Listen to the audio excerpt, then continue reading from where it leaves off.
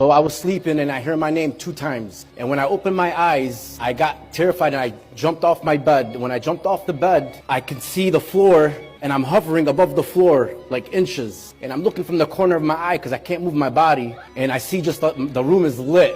And so then I feel this electric shock running through my body and I feel my body coming back up. And as I'm coming up, as I reached the top of my mattress, I seen him with his hand doing this. So as he was doing this, my body was moving at the same motion of his hand, and he sat me down. And the first thing he said to me, do not be afraid. And how ironic is this? The first thing that punched me in my face when I opened the Bible was in Matthew, do not be afraid. And then the second thing he said was, do you know who I am? And let me tell you guys, I was 12 years old. I didn't know anything about Jesus. I didn't know anything about anything. All I knew is Allah is my God and Muhammad is my prophet. But automatically, I said, you're Jesus.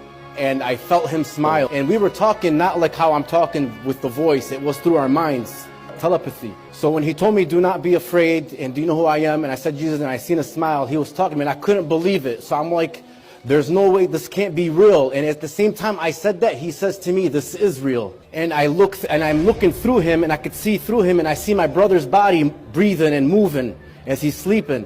And that's how I knew. I was like, wow, this is real. I can't believe it. So I was scared. I was 12 years old. If I told anybody this, they would go crazy. I never told anybody for years and years. I kept it in my heart and myself. So moving on through my life, I denied it. I never looked back. I always remembered it, but I never, I was Muslim and I was proud to be Muslim. So fast forward, all through my life, every time I prayed or every time at a funeral I prayed for somebody or at night, I always see that vision and I hear him in my heart telling me, remember me, remember me. That's all I ever heard throughout my life, every time, remember me. So 30 years go by, now I'm at 42. February 1st, 2020, I'll never forget this night.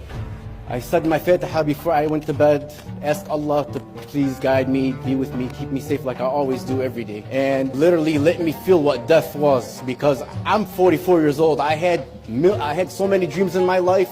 I know what dream is, and I know what real is. And this was far from any kind of dream that I can ever imagine. So I died, and I was in this black abyss, falling so fast, and I was so scared.